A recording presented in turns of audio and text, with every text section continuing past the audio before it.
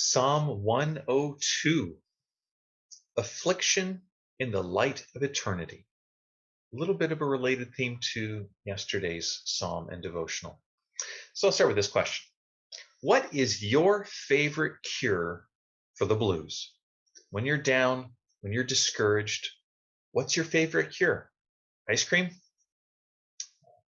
Long walk? Hanging out with friends?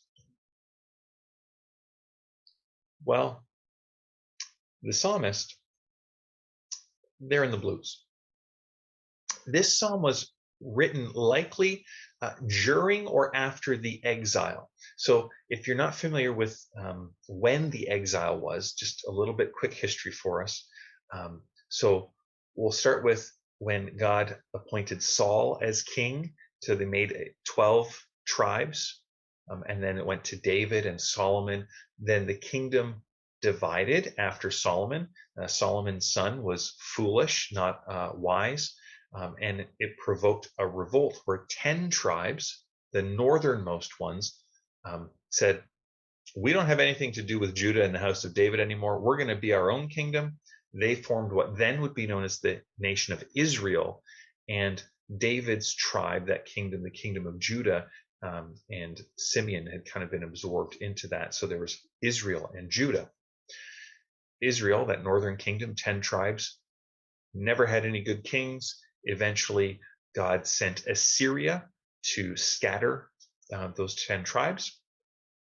Babylon, a few generations later, conquered the nation of Judah and carried those people, and that's what's within the Old Testament called the exile. That they were taken out of the promised land, 70 years prophesied by God through Jeremiah. And then they would return. And so that period where they were outside of, most of God's people were outside of the land promised to them, is known as the exile.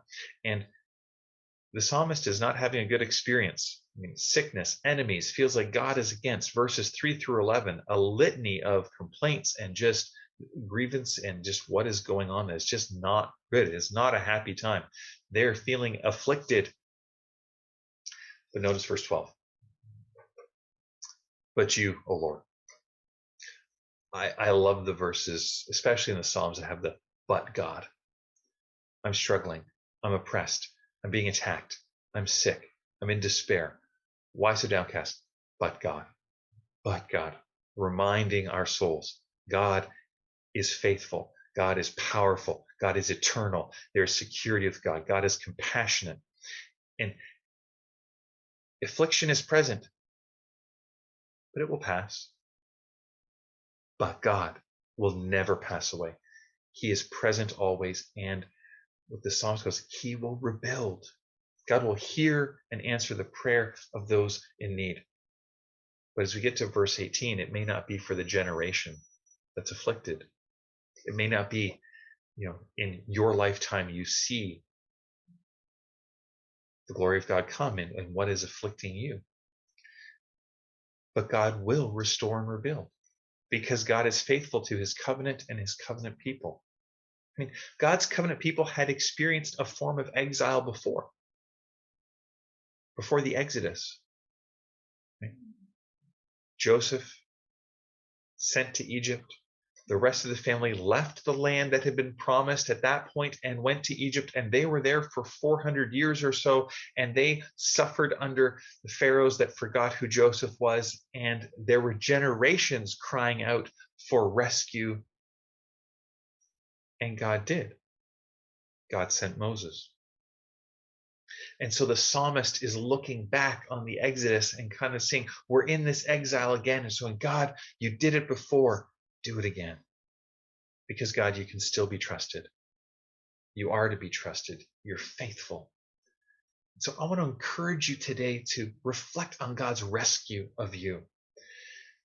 Provision in your past where you saw God maybe it was just changing your life and the path of your life, and God rescued maybe from an addiction or affliction. Or maybe it's where you've seen God rescue